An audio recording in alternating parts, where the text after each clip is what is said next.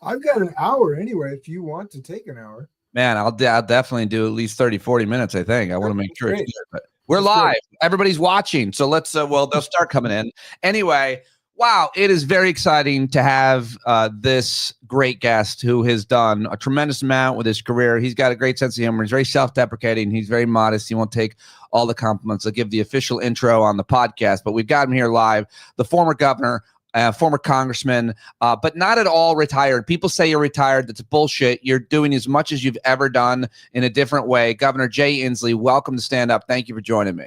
Thank you very much. Now I finally know where that expression my dad used to use. He was a child in 1936. It was a holy Pete. Holy Pete. When something happens, that's what he'd say.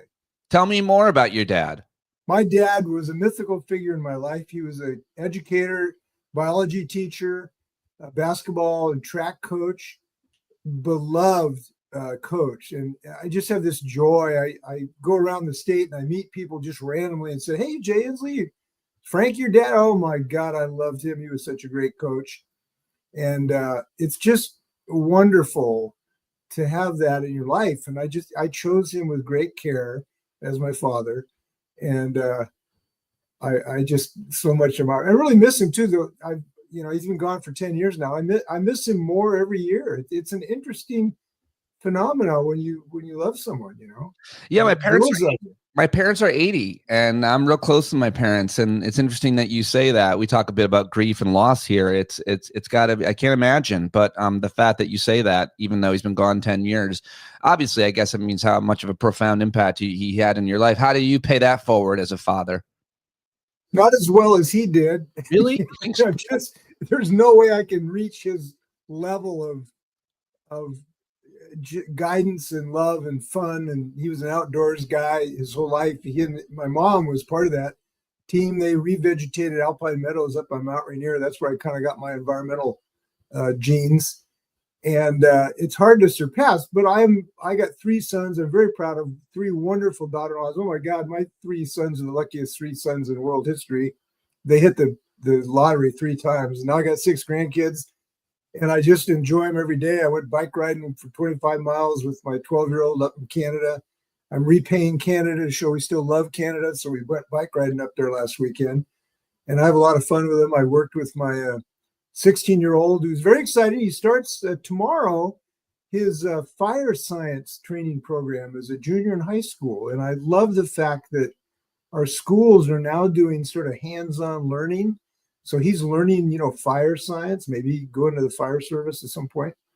Anyway, I'm lucky. I chose my dad well, my sons, my daughter-in-laws, my grandkids. So that's worked out pretty well. I love it. Love hearing you talk about him too. Will he be sweeping the forests to fight the fires? No, he's smarter than that. That whole thing with Trump made me realize when I listen to him talk, I worry less about artificial intelligence and more about natural stupidity as a real problem in our nation. Because what he said there was, he had a germ of an idea that, yes, it does make sense to do some sort of forest preparation, particularly around homes, to try to reduce some of the flammable material. But the fact of the matter is that it is scientifically absolutely a certainty that the real culprit of these massive forest fire increases is climate change. And the fact that it's so hot and it's so dry. We had a rainforest about 30 miles from where I'm sitting right now, the Olympic National Park. It's the largest rainforest in America.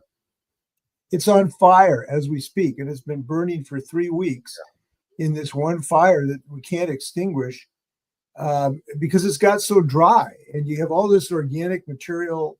You're not going to be able to reduce it unless you remove 10 feet of topsoil. And that just continues to smolder because it's so dry. It's this aridity. The heat is obviously a factor. Wind is a factor. But the aridity, you get one spark and this stuff just blows up. I remember I was going over and looking at a fire in Okanagan a couple of years ago, and I flew into this area of the fire, and I said, wait a minute, the fire is supposed to be on this side of the road, not the left side of the road. And between the time I took off from Olympia and landed, a lady's tire fell off of a utility trailer. One spark hit that grass, and boom, this fire was raging towards Twist, Washington. So the catastrophic situations that now exist in our forests can be ameliorated somewhat by some of our fuel removal programs, which we're doing. We're spending tens of millions of dollars in our state trying to thin some of these forests, but you can't touch it when it's like you got a room full of gasoline. You're just not going to solve that problem. That's what we have in our forests right now. Yeah, complex problems require complex solutions, but at the same time, Governor, why not just turn on the water? I mean, our Mad King, he just said, I turned on the water and thankfully I ended the fires in California. I mean, like he simplifies everything, and others do as well when it comes to climate change in terms of the roots of the problem, much less the solutions. But these aren't simple problems, and they don't require simple solutions as much as people would like them. Is that fair to say?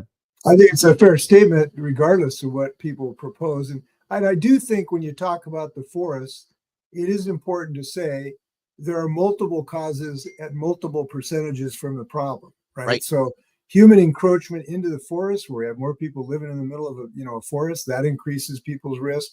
So it's not helpful to say there's only one singular problem, but the vast majority of the doubling of our intense forest fires in the last 30 years is clearly climate change. There's no question.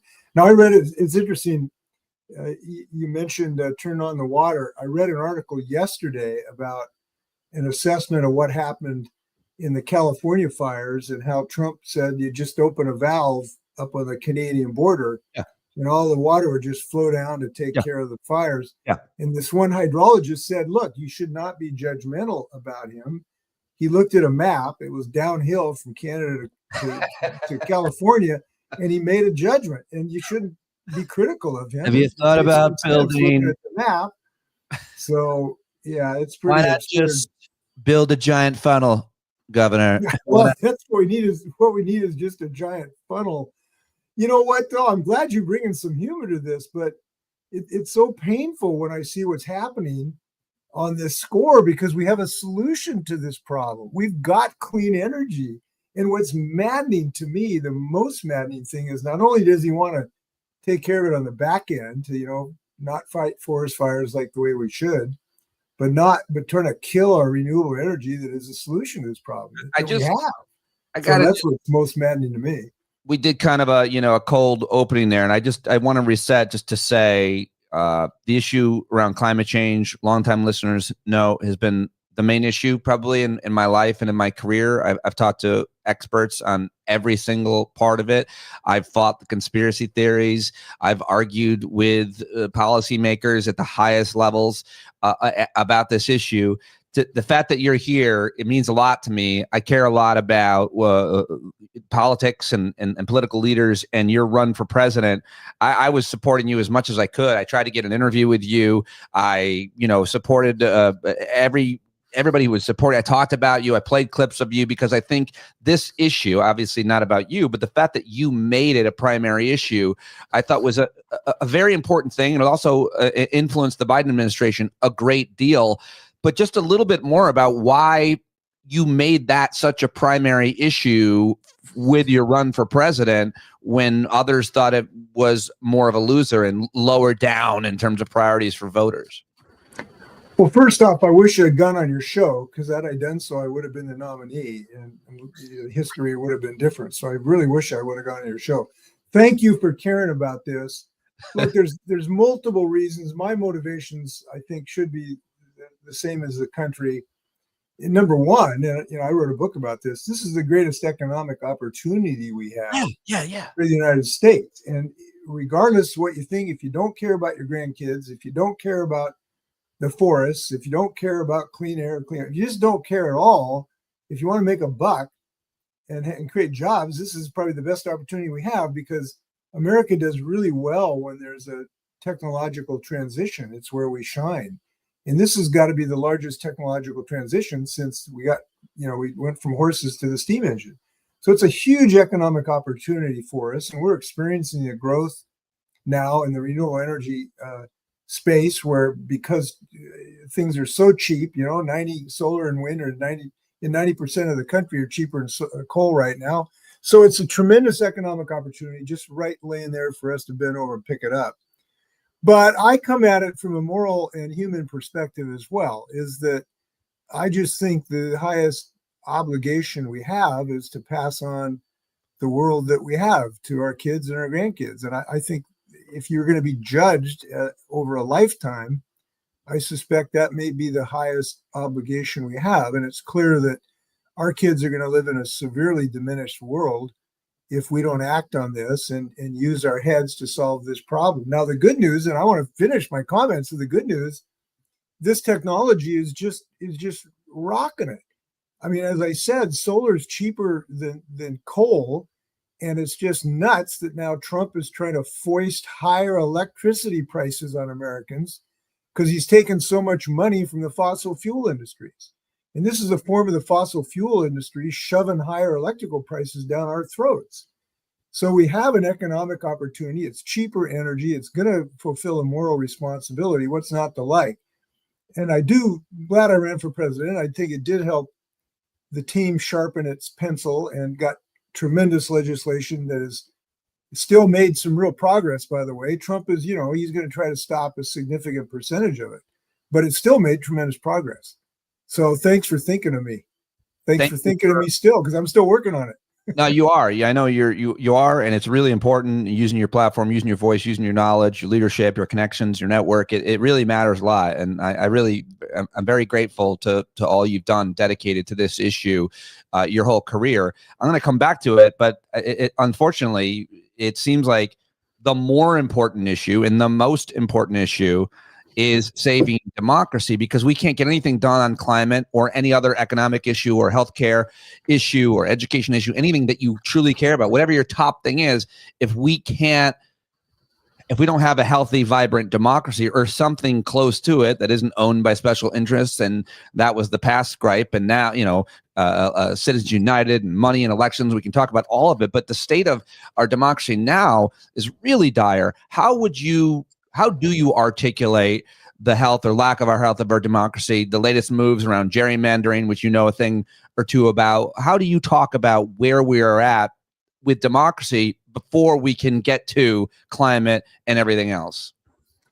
Well, let me start where we are at the moment. When you have something for 250 years and it's weathered a lot of storms, including a civil war and Reconstruction and all the other, and 2 world wars and several, and when you've had a democracy that has succeeded for 250 years, it's easy to be lulled into a sense of permanence, that somehow it's so concrete that it's not subject to being threatened.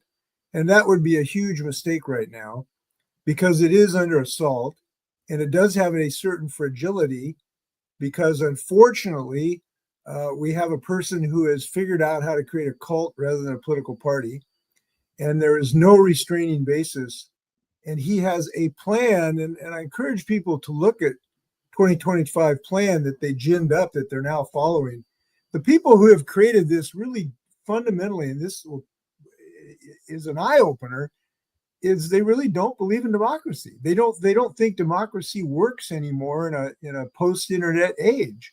And so they're using every single possible to effectuate that fundamental belief, from gerrymandering to suppressing mail-in voting, to get rid of voting rights, to you name it, to basically, by the way, ignoring the law repeatedly as passed by the U.S. Congress and the law of the United States every single day.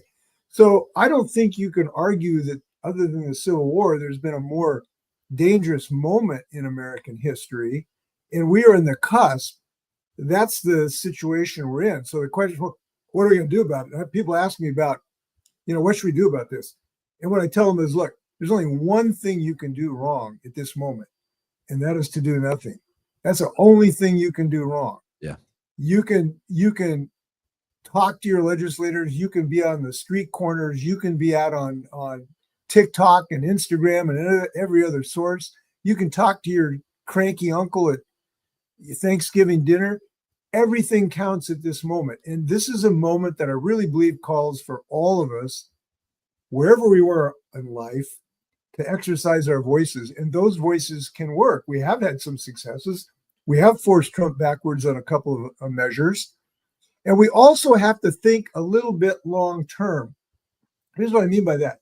So when Trump went after these law firms, and some of these law firms started to capitulate.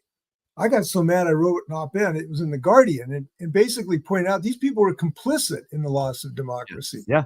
You can't be complicit, even though you have some temporary risk to your particular parochial interests. You got to realize, we're all going to hang together or we're going to hang separately.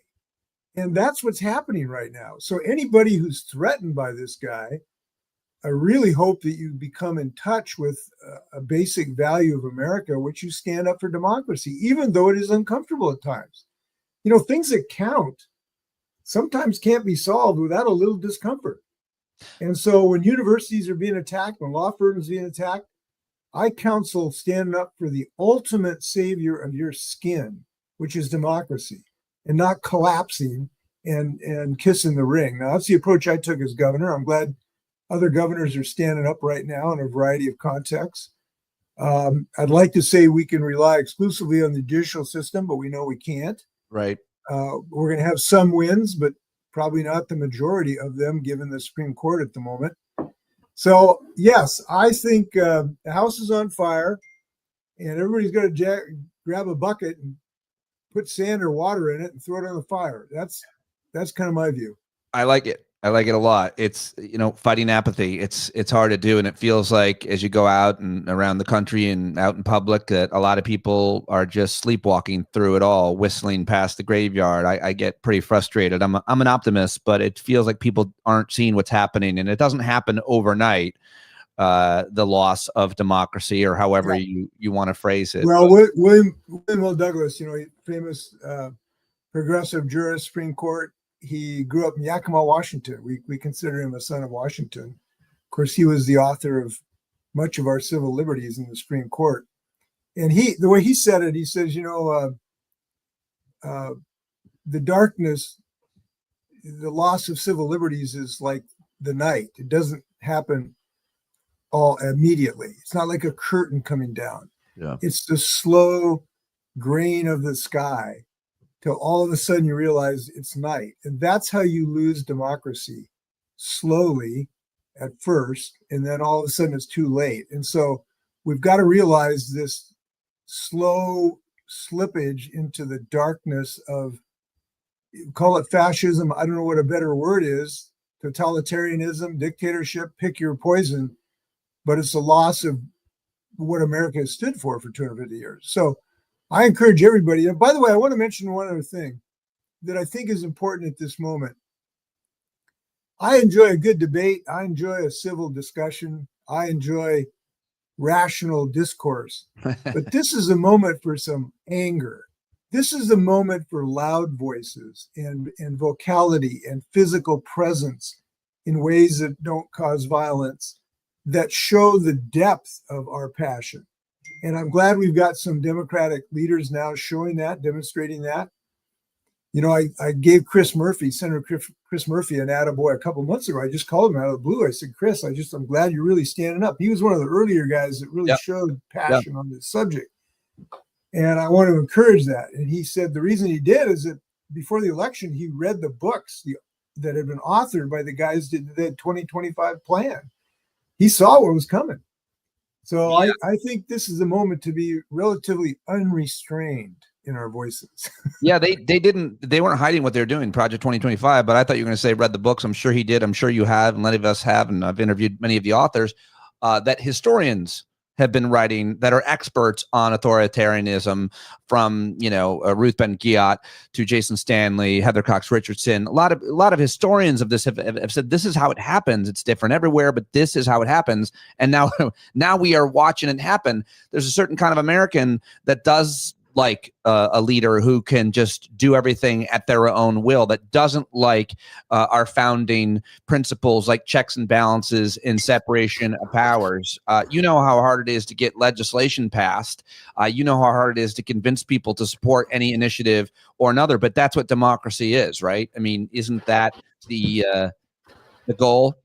It is. And I think some of the challenges we have when people assess whether this is really a risk, or we're just people saying the sky is falling, it's hard for people to understand is that dictatorships can come out of popular votes. Yeah. That's what happened in 1933 in Germany. It was a popular vote. And there's actually an election that then resulted in a dictatorship. And people, I think, have a little trouble wrapping their heads around that. But that scenario, unfortunately, is heading in that direction. So, in my view, is these alarms that we are ringing are perfectly appropriate, and we ought to ring them every single place we can. And by the way, there's an election coming up next November, and this is a perfect moment to get involved in that and find a congressional candidate and figure out you're going to help them. You're going to email for them, you're going to call, you're going to Instagram for them, you're going to go to their districts and doorbell. I'm serious about this. This is a moment everybody's got to start thinking about November 2026. What do you make of the strategy, this gerrymandering arms race, starting with Texas, I guess, if you want to start it there, with what they did there, and Governor Newsom in California trying to match it? I mean, we would never, this is a miscarriage of democracy, but we've got, it would seem, and I agree with the strategy, unfortunately, that we've got to play the same game that they're playing, or else we just give it away. I don't see another choice here. To save the heart of democracy, you've got to do things you aren't comfortable with in this moment. And that's the situation. When you have threats to your basic security, you've got to respond to keeping that basic security, even in difficult tactics like this. So I see no other option. I hope Governor Newsom succeeds in California and perhaps one or two other states. I think it is the right thing to do. So I agree with President Obama on this, to move forward in this regard, and I hope that we are successful. Now, the terrible thing about this is that, you know, we have been so disadvantaged by gerrymandering anyway. This is not a recent thing. For 30 years, people's votes have not counted adequately because the Republicans have been much more vicious and intentional about growing districts than Democrats. Because Democrats, we've been sort of, well, let's play by the rules and play inside the sidelines, and let's not do anything that could be challenged as partisan. As a result, we have numerous states that are 50-50 states, but the congressional districts are 75-25 because the Republicans have been doing this for decades. So they've been doing this for decades. If we do it once for 2026, they ought not to be able to be crying about this thing. So I hope that we succeed. I see no other option. I'm glad to hear you talk the way you're talking about the threat to our democracy and the solutions and those who are fighting for it and what we can do. I appreciate all that. I'll come back to climate. I promise you it's the most important issue to me, and we've got a lot to talk about. But I want to ask you about one more issue for sure that you have a lot to say about and a lot of credibility on, and that's gun violence in this country. Obviously, you've been following it. You've taken hard votes on it. The thing that bothers me, Governor, is that people say after every shooting, nothing changes. And it really bothers me because I've been in the fight with activists. I've interviewed and shown up at protests and talked to everybody that is, from all the different leaders of the anti-gun violence organizations. At the state level, many laws have been passed in lots of states. And at the federal level, both President Obama and Biden got legislation through the House. But we can go all the way back to the assault weapons ban, which you have something to say about. So my question is about the issue in general, the necessity for political courage, but most specifically, just the fact that we should not, in my opinion, disregard the great work that activists and many legislators at the state and federal level have taken, the votes they've taken, that put them both in harm's way and maybe got them, or hurt them politically. Tell us about your history on the issue and what you think when people say nothing ever changes, nobody does anything. Democrats do stuff a lot, is my understanding. Well, I think your point is really important to recognize success where we've had it, and we have had it on gun safety issues because of the courage of advocates and families who've testified and a few politicians who've acted as well. Really important point. My experience was in 1994, I was a rookie congressman in Yakima, Washington. It was a very heavily red district, rural district. And they needed 2 votes to pass the assault weapon bill. And I believed it was the right thing to do. And I voted for it, even though I know it was probably going to cost me my seat. And it did create opportunities for me to get beat. And I was beat. Now, would I have survived without that? We don't know. But it was a principal reason for my loss. But bill became law. It was law for 10 years. It did reduce usage of these weapons of war and mass shootings while it was in place. But here's the happy ending. I then became a 12-year governor of the state of Washington, and now we passed an assault weapon bill in the state of Washington. And I signed 50 gun safety bills when I was governor of the state of Washington. Red flag warnings so people can get guns out of the hands of people who might be dangerous for some mental health situation. Safe storage laws, which are really important to make sure your gun is safely stored so your next door neighbor's kid doesn't get a hold of it and shoot your son. A host of bills for gun owner or gun manufacturer liability.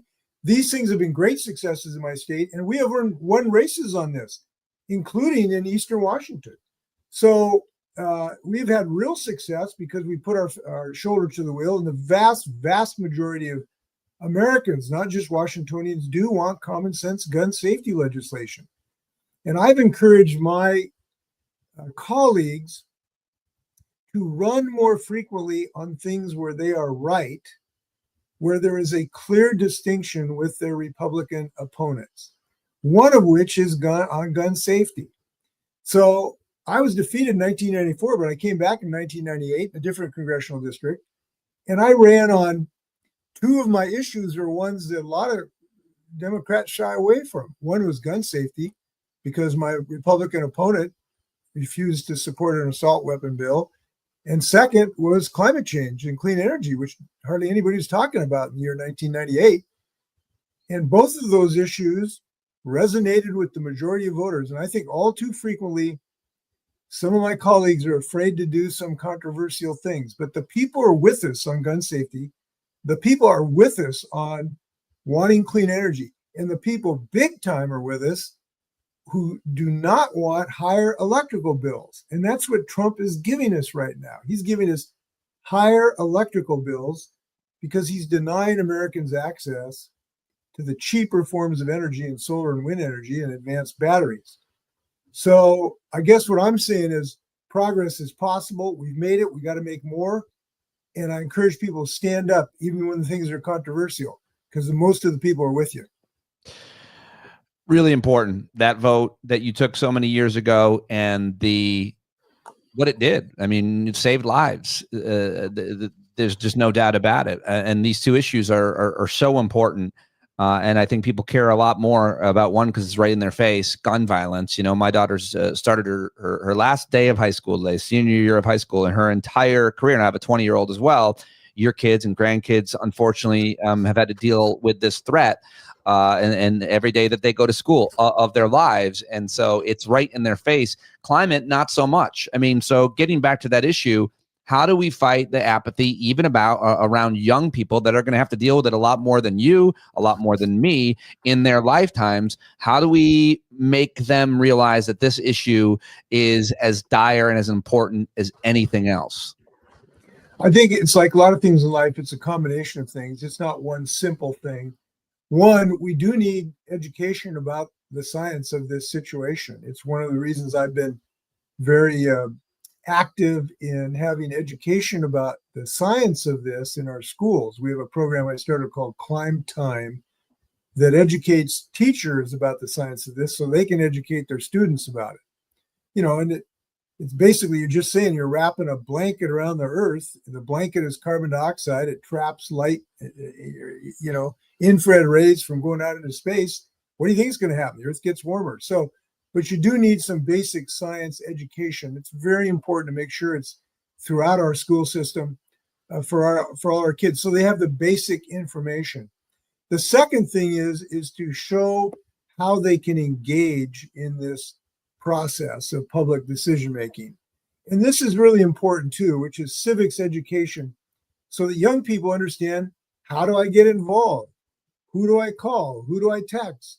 Where do I put my comments?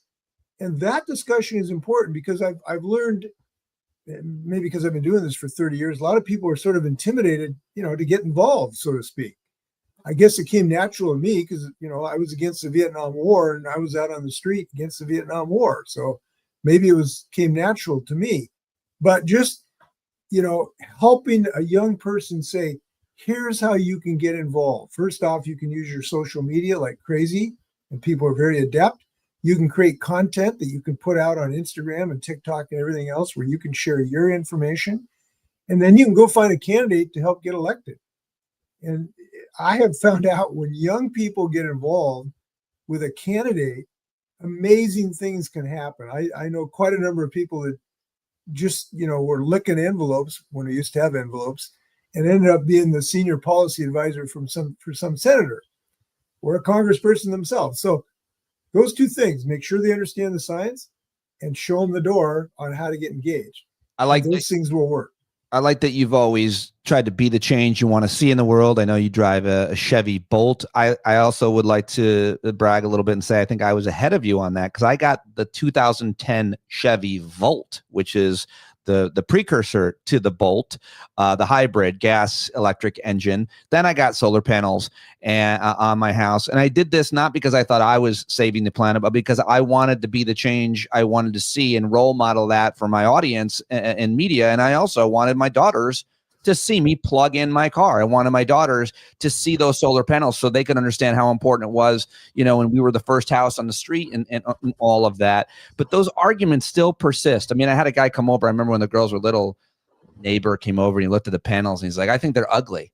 And I beat the shit right out of him, Governor. I didn't do anything. I just was like disgusted that was his opinion. I was like, aesthetics really is that? And I thought it looked pretty cool to be.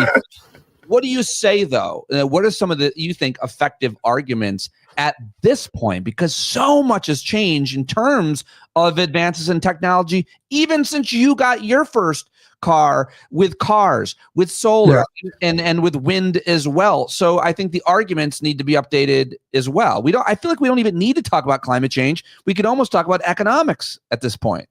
Well, listen, the most effective way is just taking for a ride in your Bolt, which is the best car I've ever had. I've loved it. And it's an example of my car journey as an example of what has happened. Because I brought the first Volt to Capitol Hill in a truck, even before it had a motor in 2006. And I brought it in a U-Haul truck because I wanted to show it to my colleagues to say, look what's coming. The electric car is here. And they made fun of me because it wasn't really, it didn't have a motor at the time. It was a prototype. But, now you're having this incredible explosion of electric vehicles. And the best way when you ask me how to convince people about this, take them for a ride, show them your electrical bill. My electrical bill is approaching zero now because I got a few solar panels. I remember we got a few solar panels for this woman over in Toppenish, Washington. I always think of her. She got up at 3:00 every morning and pick apples. She was like in her mid-50s, hardworking woman. And she said she loved her solar panels because she looked forward to going out to her mailbox and getting her utility bill every month because about 4 months a year is zero. And she just said, I celebrate that. So there's a lot to celebrate here. And just sharing that good news is very, very effective. And right now what's going on with Trump killing the wind turbine industry is so pathetic and it's anti-American because he talks about he wants energy dominance, American energy dominance, but he's taken away a place we can be at least competitive. He's taken away renewable energy. He has a bloodlust against it. Why would a president want to take away something from Americans that is working so well, other than a phobia and the fact that he's taken millions of dollars from the fossil fuel industry, and now he's paying them back the favors big time. It's a cash and carry business in his White House, and he's delivering on what he got paid every single day. And that conspiracy is really harming the American consumer where we live. And maybe, if you save $100, $150 average on electrical bill, which you could do if you simply would keep the hands off of our wind turbines and our solar panels, that's a big deal. Maybe it isn't to him, but to a family struggling, $150 is a big deal.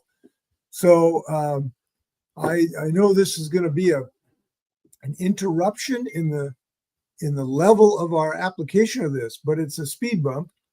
We are going to get over it. But again, we got to get new Congress starting. I'm not so sure you're right that it's just a speed bump, only because if we are not investing in the technology and developing the technology, other countries like the new best friends, I'm sure you've been paying attention to this summit between the Russians, the Chinese, and the Indians, are now best friends. We did that. Like Trump did that. He made them friends. He turned away India. And now they're going to develop this energy and sell Batas. The Chinese have that car, that BYD car, that's apparently way better than almost all the electric cars that we're manufacturing here and cheaper. I'm not at full understanding. Can America continue to innovate, build, and have jobs if the federal government isn't investing in technology and research and incentivizing consumers with things like tax rebates and so on, the way they incentivize the fossil fuel industry that nobody ever talks about? Can America continue to compete if the president of the United States is ending programs that are almost done, like this wind program that you could speak to off of, what is it, Rhode Island, as well as solar programs and EV reimbursement incentive programs? How do we get through this period and not have our lunch eaten by the rest of the world who is not led by conspiracy theories? They might be bad people, but they know how to sell cars. Well, look, the damage he's doing is profound. You mentioned the Rhode Island. This Rhode Island project was like 80% done. Yeah. It's already built almost. Crazy. All you got to do is plug the damn thing in. And he's killed it for no reason. They gave no reason for this at all. He did the same thing in Idaho, which is one of the largest wind projects in America. He just killed it. Gave no reason for this whatsoever. He said it's national security or some ridiculous thing. So yes, he's doing profound damage to the innovation and the production capability of the United States. Here's why I say it's a speed bump. Two reasons. One, it is important in this mission to let people to know there's a future out there for us that we got to fight for, that it's not totally everything is lost for all time.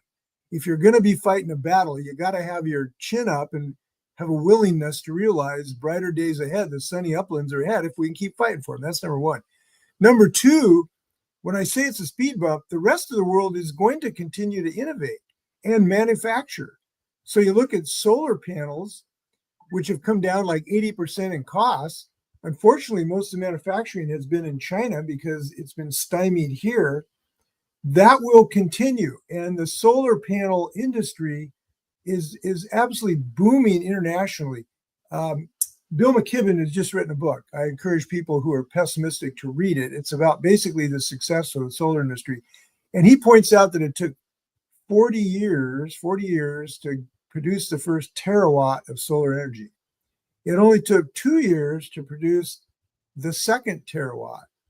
And it only took 1 year to produce the third terawatt. That's how fast solar is coming on in the world economy. So we wish all of this manufacturing was here, but it is going to continue on a worldwide basis. I wish it was all here.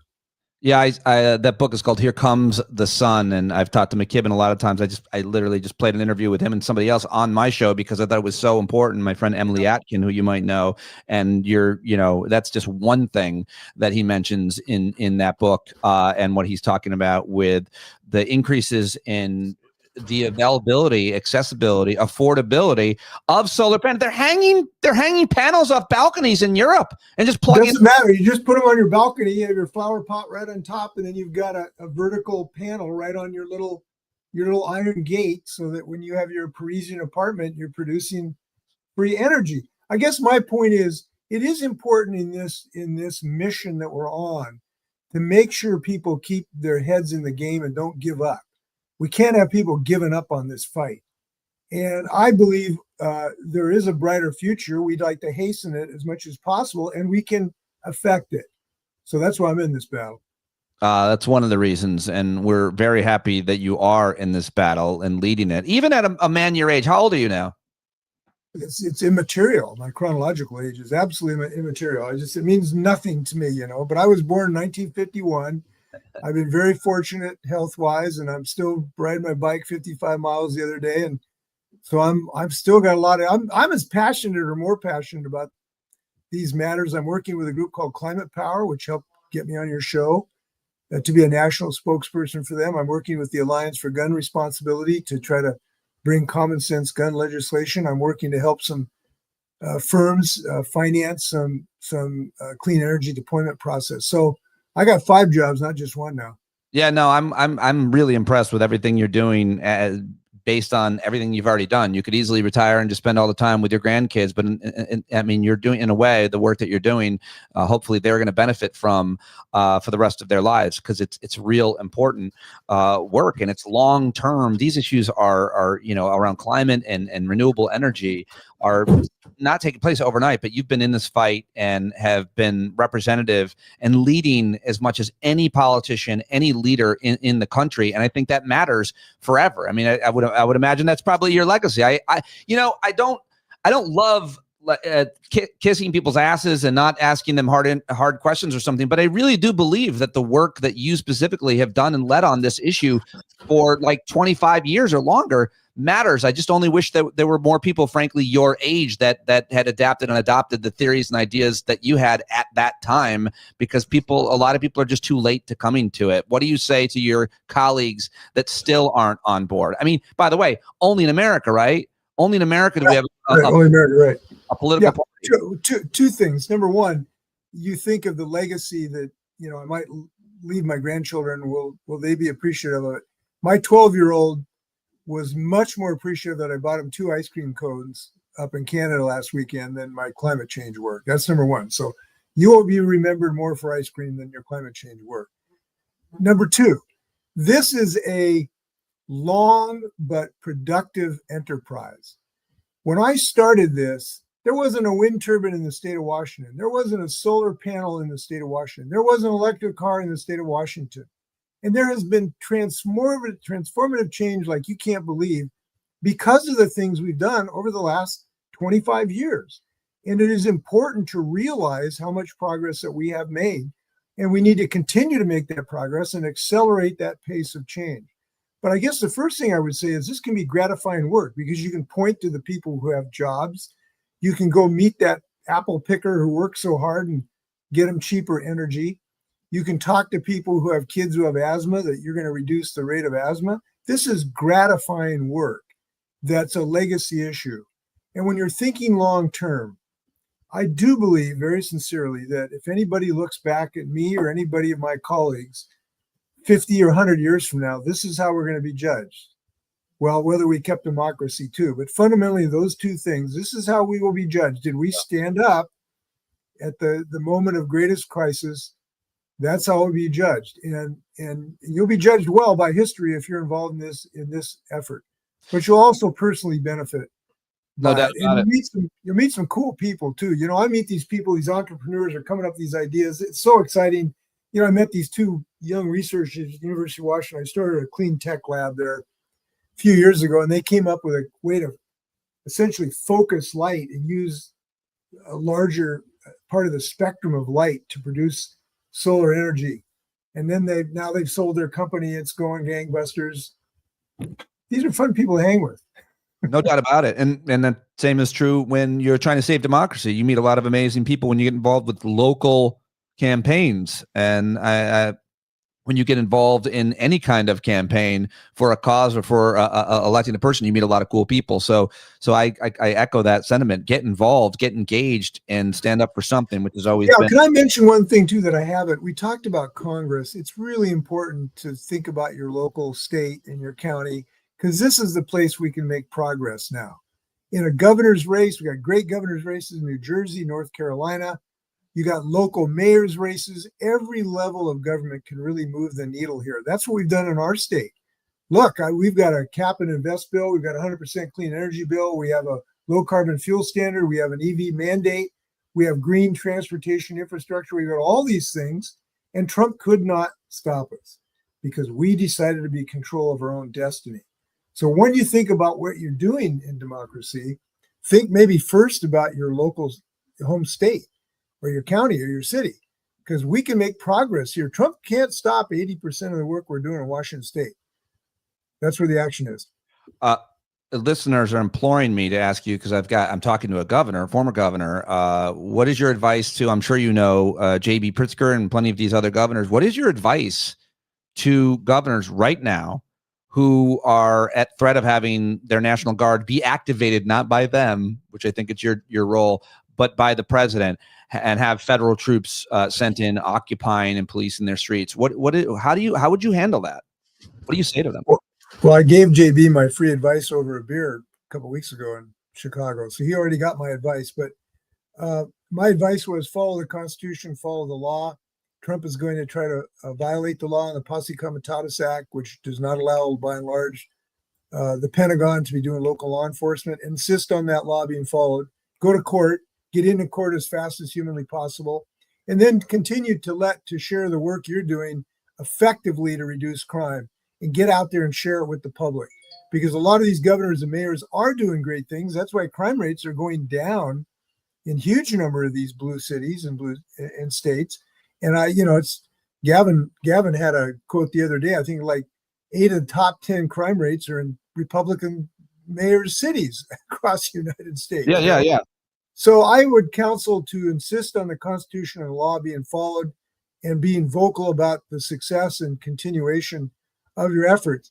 The one thing that I think Democratic folks have got to be cautious of, though, whatever you do, you cannot come across like thinking there's zero problem with crime, because there's a problem with crime everywhere in the United States. How do you? Anytime there's a single felony, that's a problem.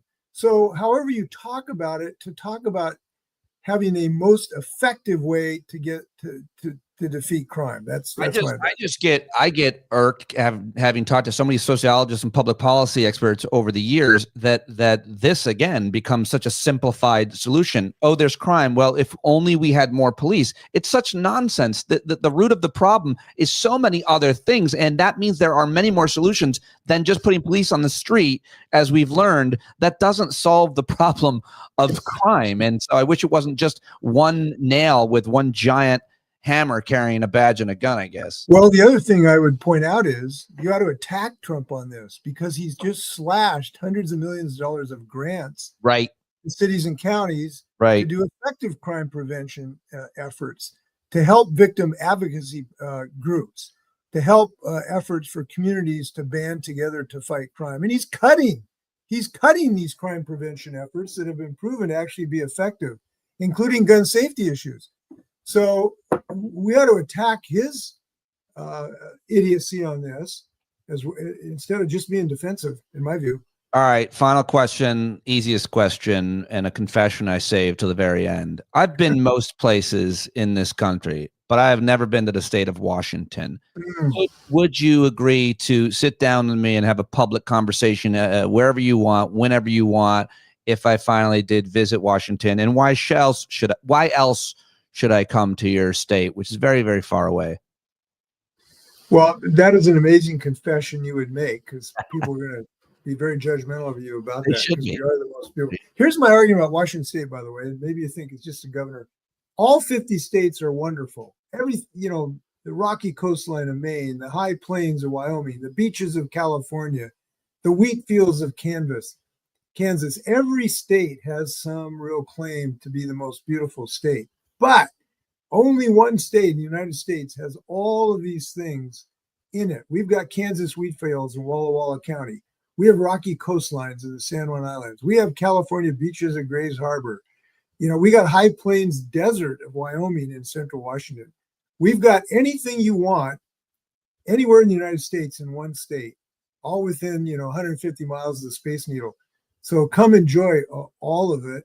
And yes, I'd love to have another conversation with you over a Rainier beer or Ivar's clam chowder. We could have a grand time. I'll buy. That's great. I will take you up on it, although I'm not going to I think it'd be weird to do an interview while eating chowder. It's, I don't know why. I recently saw someone doing an interview. Who was it? CBS. It doesn't matter. Just the two guys doing an interview while eating. I was like, what are we doing? They're talking. Stop. Drink. Talk. Eat after. Thank you, Governor, for joining me. I hope everybody goes and checks out Climate Power, climatepower.us. Thank you for continuing to carry the mantle here and for leading. I'm real excited to have talked to you today.